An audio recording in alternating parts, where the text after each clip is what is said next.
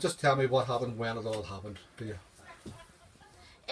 Well, remember me and Paul out on the bike, and remember falling off the bike, and me and Paulette sat and laughed at each other because we fell off. It was so silly.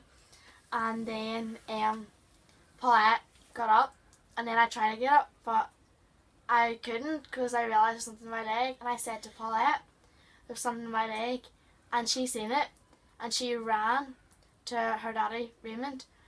But by the time she ran to her daddy, I had pulled the handlebar out of my leg, and when I pulled it out, I had ripped arteries, and I started to run, and I can remember running, and the blood just coming out of my leg like a fountain. And Raymond got to me, and after that, I can't remember until Raymond got hold of my leg and I let go, and Brian took over. And I just remember everyone was around me and like holding my hand and like taking my pulse and stuff. And there was Brian, he was sitting like filling the hole factly in my leg.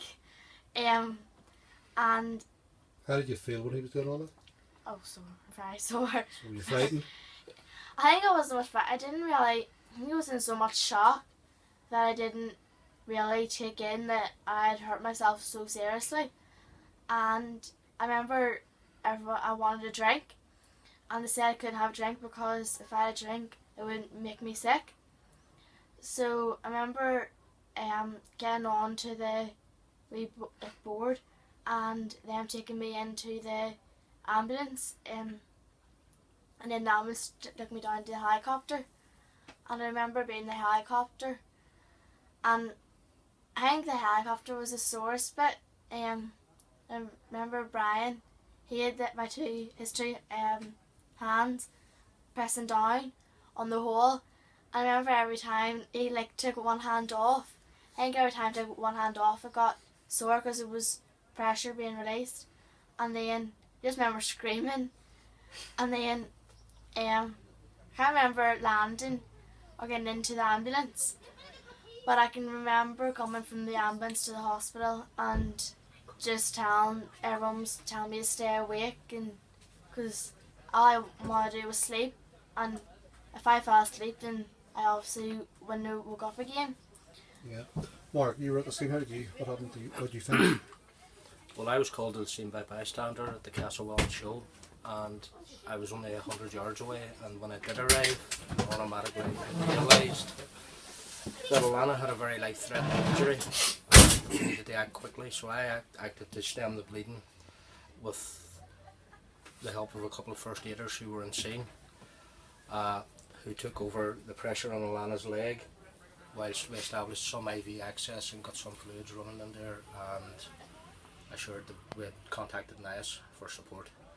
And Brian arrived within about 4 minutes of my arrival on scene, and he took over the control of the leg whilst I continued to manage the scene.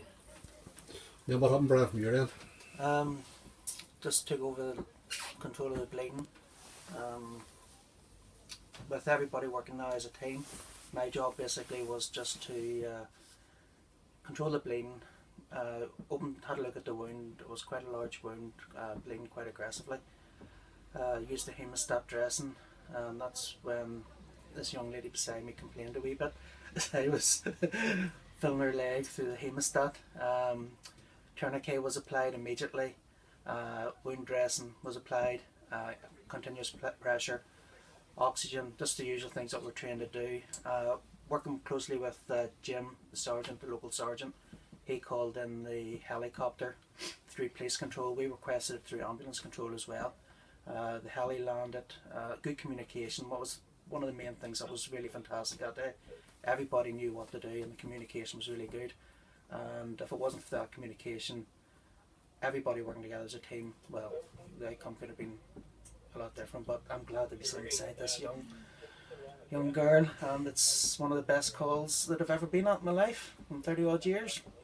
Brian, we're coming into a holiday period just a year on. Do you have any advice for young children out and about? Just be careful.